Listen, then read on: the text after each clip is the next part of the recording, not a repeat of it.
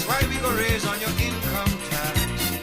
We had the Hall of Justice and the financial complexity. 3 minutes after 7 o'clock in Trinidad and Tobago. Quick look at the San Juan area where it's very bright, very sunny, probably very warm as well. But the heat is on, certainly for many people in different levels of the economy in Trinidad and Tobago, especially in the aftermath of the budget presentation by the Finance Minister, who on Monday announced a new housing construction program whereby qualified small builders will now be given the opportunity to construct basic no-frills 3-bedroom houses on service lots. The Finance Minister, that's Colin Imbert, said this can be either on vacant lots in an existing housing development or in available government land developments using drawings and specifications produced by the HDC. The Minister added that it now costs the government almost $1 million to build an HDC house, and the population expects to be given this house for $500,000 or less. Well, we're now joined by the former president of the JCC, the Joint Consultative Council for the Construction Sector, a columnist with the Express as well, someone who comments regularly on these and other issues of governance in Trinidad and Tobago. He was on the program a couple of weeks ago talking about the issue of affordability, which means, Afra, I mean, you're on the pulse of this, because every time you mention affordability, suddenly that becomes a discussion. Good morning to you once again. Fazeer, good morning. Once again, your opening remarks made me smile because you talked about the weather in Samoa and how it was bright and warm. And I remember that you're from Samoa, and I don't know whether you were making a joke about being bright and warm, but it's a pleasure to be on the show this morning, Fazeer. You're one of those Mohammeds from Samoa, that clan. Yes, well, yeah, the prominent clan, one, yes, the Mohammed clan, yeah. The clan that where I'm told that I'm automatically supposed to be a PNM because well, I don't know about that. I didn't say that part. Right, well, I added it on. You added it on, yeah.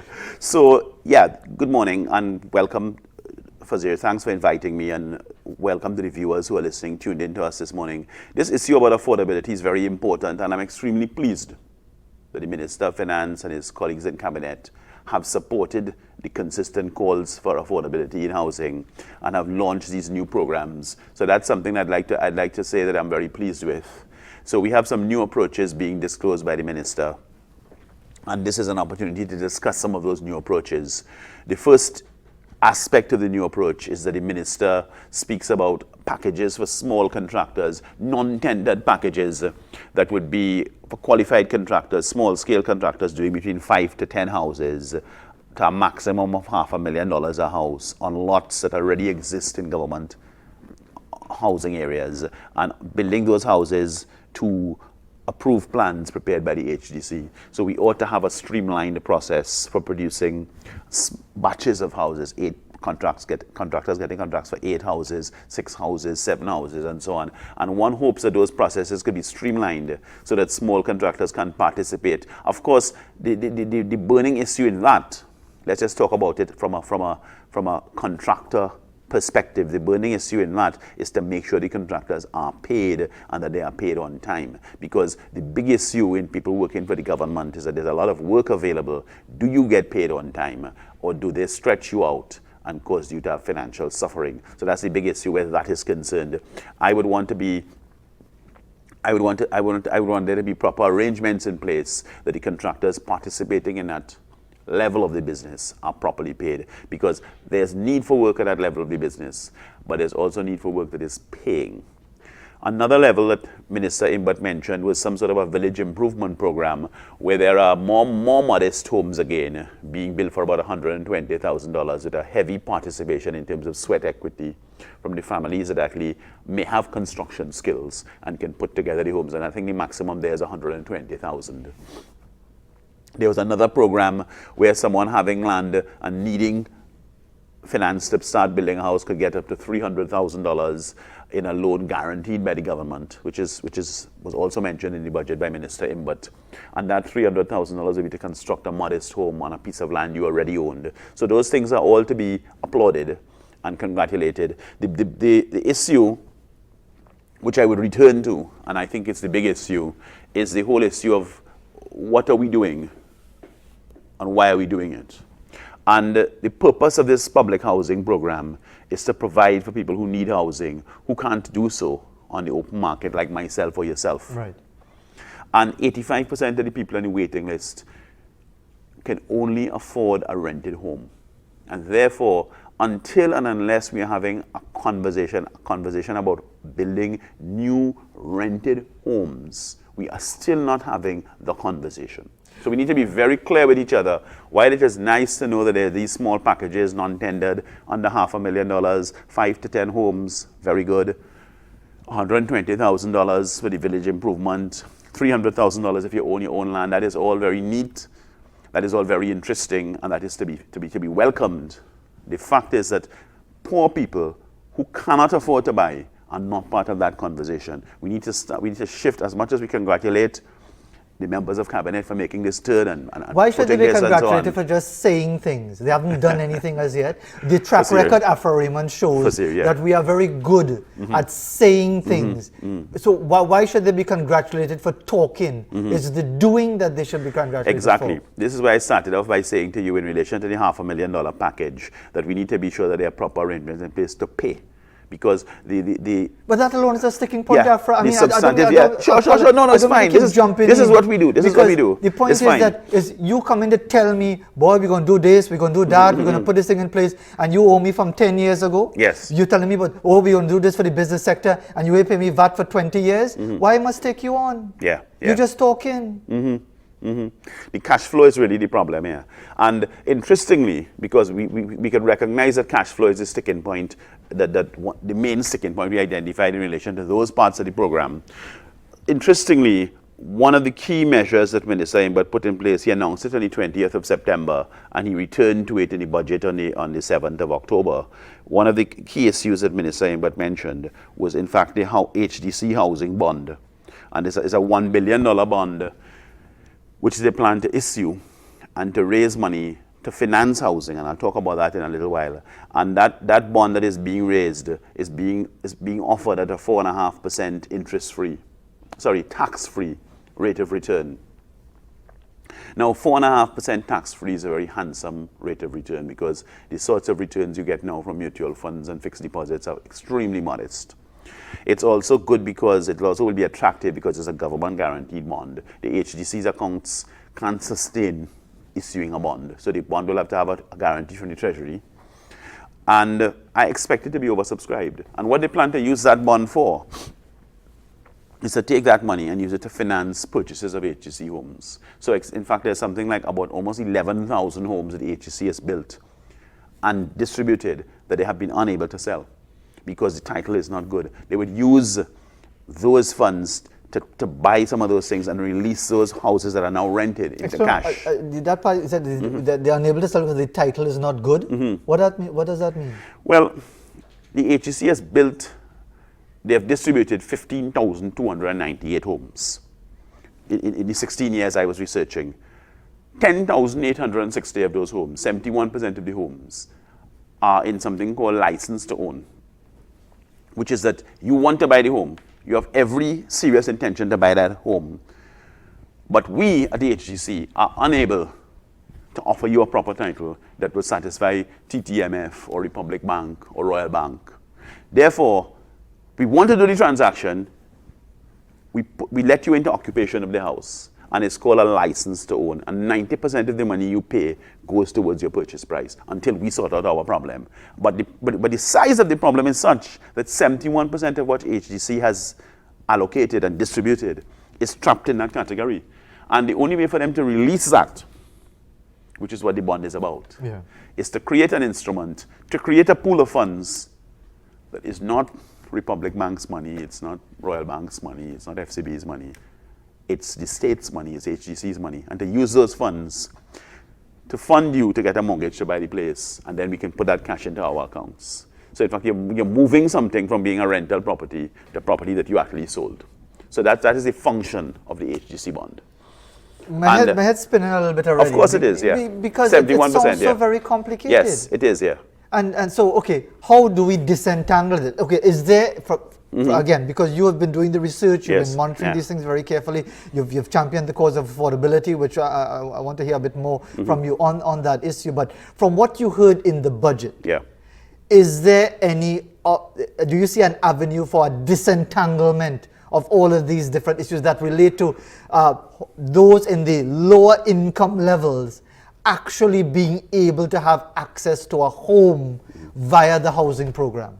Well, there will be a significant degree of disentanglement with relation to the license to own people, those 10,860 people. There will be a degree of disentanglement where the new PPP program is concerned. So the ones that NH Elias is building up at Mount Hope. Public-private partnership. Yes, public-private partnership. Those homes need funds.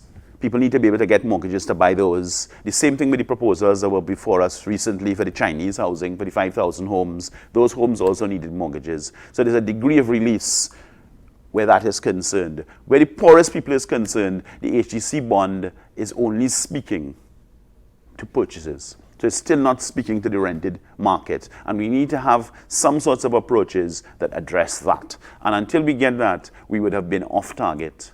And that's a pretty serious point. Yeah? Does this sound to you, from what you heard from the finance minister in relation to housing in the budget, as a well thought out strategy, or was it something that was hastily put together? Well, I have to be careful how I answer this. Why? But the answer is, I think it was rather hasty, because as I said in my recent writing on this, the HDC bond that is being put together as an instrument to release those 10,860 homes and the other ones in the pipeline, that bond that is being put together actually has serious echoes from the financial crisis that beset America back in 07 and 08. And the root of that financial crisis was a set of arrangements that were driven by political motivations among the Clinton administration to increase home ownership. So you had a series of questions that were innocuous. So here's Phil. Phil is an electrician. Phil is self-employed. Phil could never qualify for a mortgage under the existing rules. What about if we create a new set of rules that allows Phil to qualify for a mortgage? Is that a good thing or a bad thing? Most people would say it's a good thing. Is it better that Phil's family rents a home or they own their own home? It's better that they own their own home. And you go down that line and you end up creating a set of new arrangements that didn't exist before. This is the United States. New arrangements that didn't exist before. To raise funds through issuing bonds. Yeah. You're raising those funds in pursuance of increased home ownership, which is the Clinton administration, 97 to 99. You've changed banking regulations, which is what the Fit Government Bond Act that the minister was changing on the 20th of September. You change the banking regulations to create new circumstances. And what you effectively have is that you have marginal housing, new arrangements to fund the sale of marginal housing to marginal borrowers by issuance of bonds. Those bonds represent a heavy concentration of risk. Okay? And those bonds, you're then able, the organization that is holding those bonds is then able to sell them or transfer them to less informed people, which is what was at the root when you talk about subprime and the global financial and when the whole crisis. Thing collapsed, that is what is at the root of it, okay? And the point about it is this: one of the key points in Minister Imbat's presentation was about the bonds transferability. Two members of the opposition spoke on the 20th of September about it. Dr. Moonilal spoke about it at length. And Dr. Tiwari, both of them were doctors, and we have doctor politics down here. And Dr. Tiwari spoke about it. Dr. Bohendranath Tiwari spoke about it at length. And both of those men, despite their education and their experience, they recognized that transferability was an important part of what Minister Imbat was saying. But neither one of them was really able to discuss what it really meant. And what it means, what happened in America was that people were holding those bonds and they were able to sell them on and put them off, take them off of their own balance sheet.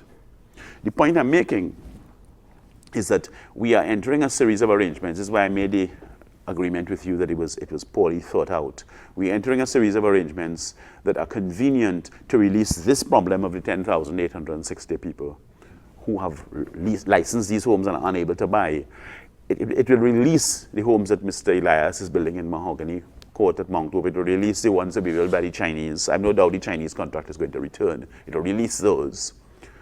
You feel that the same thing that they cancel is going to return? I'm sure. Exactly in the same form? As they say in Calypso, I'll bet my hand. Okay. And it will release those things, but in fact, it will give birth, like many things in life, it will release one thing and give birth. It will going to give birth to a fresh series of threats. So we need to be very mindful of the lessons of history. What happened in America in 2007 and 2008 was something that in fact had been planned for a long time, and in fact it is at the base of it is this political motivation to increase ownership among the marginal group by creating new products that didn't exist before, allowing people to transfer them and sell them and trade them and so on and so on, which is what transferability means in one word.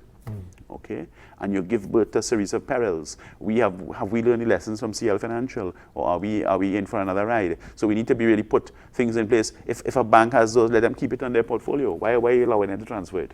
Good question. We have to take a break, I believe, at this time, because we want to continue our discussion coming up towards 7:18 in Trinidad and Tobago. We still have quite a bit of ground to cover, especially that issue of affordability, which we've touched on, and maybe some other points that Afra Raymond would like to raise in the area of housing. We'll be back right after this. People burning, electricity, phones and water rates. Gone so high, poor people straining to pay. And then the hospital is no better, although you impose a health surcharge. Casualty like PTSD garage. Nurses and doctors.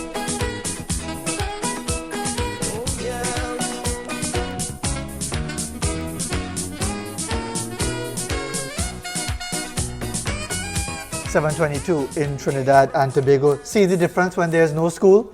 Because there'll be a long line of traffic coming out of Debe at this hour of the morning, but via the camera of traffictt.com, we're just seeing people driving in and reversing out of the area, selling the doubles and the aloo pie and the sahina and so on, and maybe a little jalebi if you want so much sugar at this hour of the morning. But you could see very few cars heading out towards the roundabout to get out on the highway because there's no school today. But we are in the midst of discussion with Afra Raymond still, and we're going to develop a few points with his expertise. And the good thing is about reading these introductions, sometimes I don't even realize what I'm reading, Afra. And then I realized what I was reading when I said, the minister added, talking about Finance Minister Colin Membert in the budget presentation, added that it now costs the government almost $1 million to build an HDC house, and the population expects to be given this house for $500,000 or less. Why would it cost almost $1 million to build an HDC house? Well, that is actually the cost. When we look at the contract that was recently cancelled, let's talk about that for a minute, with the HDC and the CGGC, the China Githbu Group company. When we look at that contract, the average cost of one of those flats, they were flats, was about $1.3 million. And those were flats. So I don't think the minister is wrong in relation to his costs. And I think we need to really look at the whole approach again. One of the interesting points about what was proposed in the budget was that I think it was being proposed in terms of a stripped down model, which is something I proposed for a long time. We need to move away from the model where we give finely finished homes, where we allocate finely finished homes. We have to have homes finished at basic standard and allow people to finish those to their personal tastes and their budget and their circumstances. But I also want, now that we are on the issue of cost, which is an important issue, I also want us to talk about a point that Minister Imbert made. He was making the point that, I think it was slightly a political point, he was making the point that between 2011 and 2015, the cost of constructing an HDC house was about $1,200 a square foot. If you have it there, you'll be able to find it in any notes. And that under their administration, which is the current P&M administration, they've reduced that cost per square foot to the region of about $600 a square foot. Now, I have two remarks about that. The first is that I was at my conference for my professional association yesterday, which is the Institute of Surveyors of Trinidad and Tobago. And the presentation I had most interest in was made by a quantity surveying colleague of mine, who was making the point that the research we have shows that the construction cost for a modest home, which is in this HDC class of home, would be about $425 a square foot.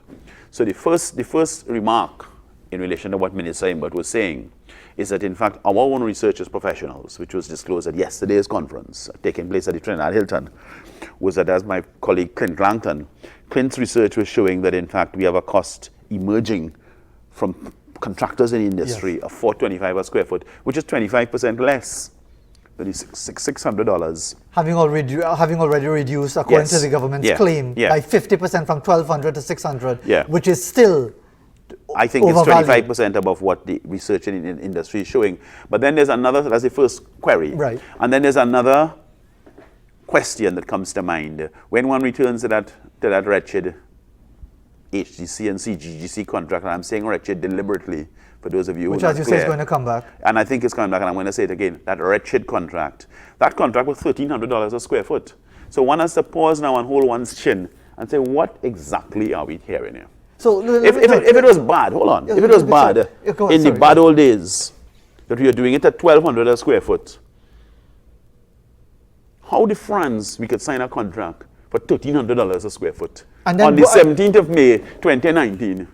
You see the point? So I am saying, because you're boasting about it in the budget, but you're doing exactly the same thing. Because when you analyze the China Gizu group contract, it's $1,300 a square foot those homes are costing. So either it is or it is not. Okay?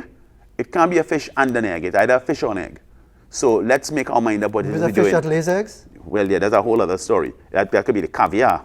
If it is, we're talking about building affordable houses, they have to be under $600 and $500 a square foot, and we have to be talking about building rented homes for the bulk of the people on the waiting list. It is no point having a level of economic activity and interesting programs on bond issues and political promises if in fact the needs of our citizenry at the level of economic need for their families is not met. Those needs of our citizens need to be met. That is the proper meaning of a republic. That is the proper meaning of the HDC Act of 2005. Those needs need to be properly met. That is what we pay our taxes for. I don't pay my taxes to build no million point nothing. That's ridiculous. That is 1 million ridiculous. Something for a flat? I don't pay my taxes for that. If you want to live in a place for $1 million point something for zero, you go ahead, you and your wife and your family, but I'm not paying my taxes for that. I would like, if I'm paying my taxes and we spending $1 million on housing, we create 3 or 4 housing units for modest families that could afford to live there that didn't have a chance before. And therefore, Afra Raymond, that's what it should be about. That's it. It should be about. Yes. The point is, where is the clamor for that, for the HDC to be what an HDC is supposed to be, beyond all the hypothetical discussions and all of the philosophical musings and so on? Where is the clamor for the HDC or any public institution to do what they are mandated to do for the people of Trinidad and Tobago? Yeah. Well, you see, part of the political times we're living in terms of discourse, is the invisibility of the poor. So words are used. And like the invisibility of the rich, as far as Clico as well. Well, yeah, the visibility of the rich, really, yeah. Okay. But go back to the invisibility of the poor. Apart from words being used as catchphrases, so we have, what's the word? With that Calabar Foundation, underprivileged. We have words like underprivileged that are bandied about, words like affordable that are bandied about. But let us have a serious discussion about what affordable means in terms of housing. Affordable has to have a meaning in relation to the country's average household income. The country's average household income is $9,000 to $10,000 a month. One of the housing ministers in 2017, Minister Randall Mitchell, he's now in tourism. Minister Randall Mitchell was actually making a speech where he said that in fact most of the people on the HAC's list earn less than $6,000 a month. So what are we billing anything for $1 million for? Anytime the HAC is speaking that you're hearing $1 million and 700 and something and 800 and something, it is the wrong conversation. 8 or 9 out of every 10 houses they build should be for poorer people, and they should be for rent. They need to return to their mission. Correct me if I'm wrong, wasn't it the Prime Minister who said at an opening of a housing, a new housing development, said, why is it that we believe that those at the low end should only be living in a roof and 4 walls and so on? Shouldn't they be able to aspire to higher level homes? Sure. Well, I mean, there's always the question of social mobility, which is an important question. We're in a small society, and many of us have moved along very far. I mean, as I said in some of my earlier speeches, both the Prime Minister and myself and other people grew up in social housing. So there's no disgrace in it, okay? Any kind of family should be able to aspire to betterment for their children and themselves and their relatives and so on. But the point about it is that unless we are building those homes and giving those opportunities to the poorest families, we are really spinning top in mud. We are really frustrating ourselves here. And as I said, we cannot have a public housing agency funded by the taxpayer, building on public land, and all you're hearing is 1 million point something and 900 and something. That's the wrong conversation. It's ridiculous. And therefore, in the couple of minutes that we have left, Afra Raymond, what would you like to leave with us this morning as far as the issue of housing, affordability, all the many issues? What are your priorities at this stage? Well, I would like us, first of all, as I said, I started off by thanking and showing my pleasure with the measures outlined by Minister Imbert in the budget with respect to the participation of smaller contractors and the programs to construct these homes. I think we need to look very carefully at the outputs, because I think one of the figures the minister mentioned in the budget was in the first 12 months of this new series of programs, he expected there to be 6,000 homes, and he expected there to be 3,000 new homes in the succeeding years. And I want to caution the minister that the research I've done over the last 16 years reveals that in fact the average output from HDC under their current methods is 850 homes a year. So we are actually talking, even if we go with the lower number of 3,000, we're talking on quadrupling the output, and we have to be careful of unrealistic targets. And of course, the final point I would leave here is the point about the affordability of homes. Rented homes need to be constructed for the poorest people on the waiting list. Those people have to be our concern, and we have to raise our voices in support of the people who remain voiceless. Afra Raymond, as always, thanks very much for taking the time to be with us this morning. 7:32 in Trinidad and Tobago. We'll shift our focus completely when we come back after this break, and indeed a lot more to discuss on this issue with Afra Raymond and others in relation to the affordability of housing. What's the point having an HDC or whatever by any other name if it is that it cannot benefit the most vulnerable of our citizens in Trinidad and Tobago? We'll be back right after this.